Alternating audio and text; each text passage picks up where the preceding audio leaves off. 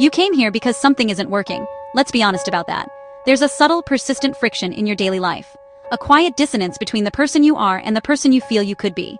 It's not a loud, catastrophic failure, but a low hum of dissatisfaction. A sense that your potential is being held just out of reach. It's the feeling of running on a treadmill, putting in the effort, but never quite moving forward. This feeling has likely been a quiet companion for a while, a shadow that follows you from the hopeful light of morning into the weary hours of the night. You know what you want to do. The vision is there, isn't it? It's clear and vivid in your mind's eye. You can picture the finished project, the achieved goal, the new habit fully formed. You've spent hours, maybe even days, dreaming about it, planning it out. You have the lists, the spreadsheets, the vision boards. The what is not the problem. The destination is mapped out with perfect clarity. You can describe it in detail to anyone who asks. The ambition is not what's missing. You even know what you should be doing. You've done the research, you've read the books, listened to the podcasts, and watched the videos. You understand the process, the step-by-step methodology required to get from here to there. The path is illuminated. You could write a manual on it. The first step, the second, the 100th. They are all logically laid out in your mind. The knowledge is there. You are an expert on the theory of your own success. And yet, it doesn't happen. The sun rises, and the day begins with the best of intentions. But then, something shifts. The path that was so clear becomes foggy. The simple, actionable steps suddenly feel like insurmountable mountains.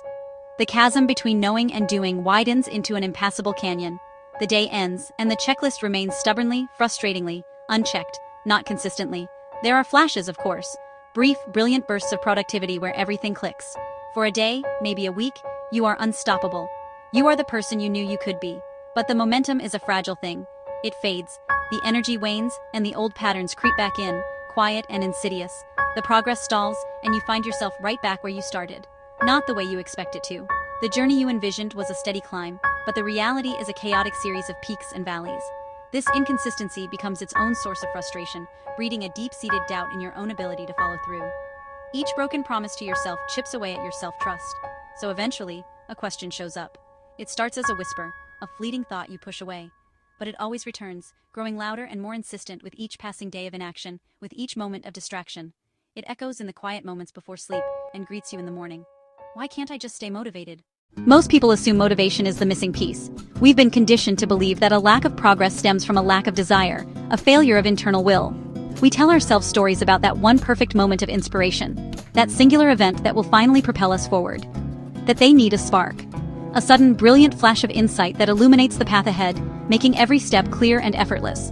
We wait for this lightning strike, believing it's the only thing that can ignite the engine of our ambition. We romanticize this idea, seeing it in movies and reading it in books, the grand epiphany.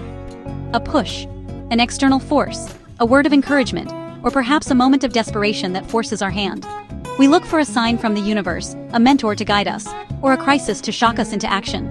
This reliance on an outside nudge becomes a form of sophisticated procrastination, a way to abdicate responsibility for our own inertia.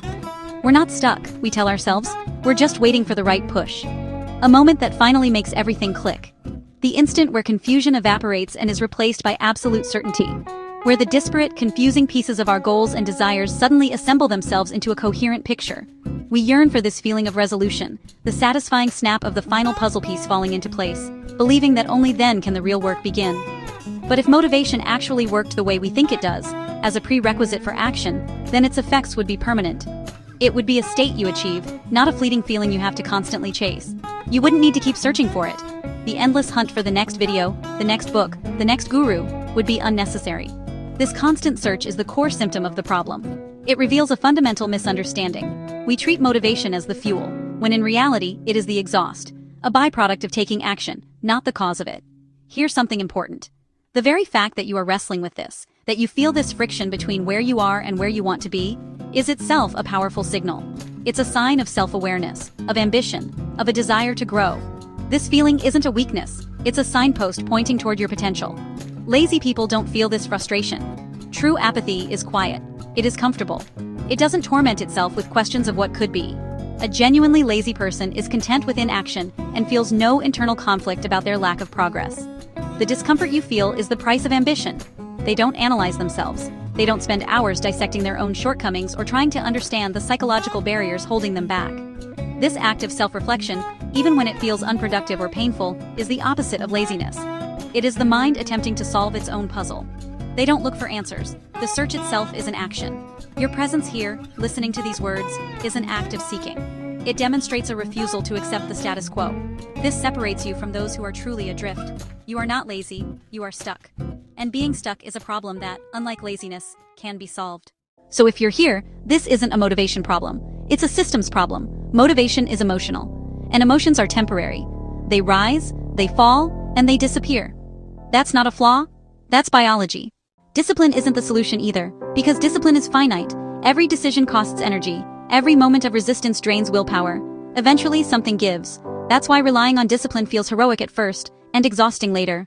High performers don't succeed because they're more disciplined. They succeed because they design their lives differently. They don't depend on how they feel, they depend on systems. A system isn't a goal, it isn't motivation, it isn't a burst of effort. A system is an environment that quietly guides your behavior, even on days when you feel tired, unfocused, or unmotivated. Think about it. If distractions are always within reach, focus becomes a battle. If the healthy choice requires effort, you default to comfort. If progress depends on willpower, burnout is inevitable. Nothing is wrong with you. You've been fighting friction instead of removing it. This is the shift most people never make. They keep asking, how do I try harder?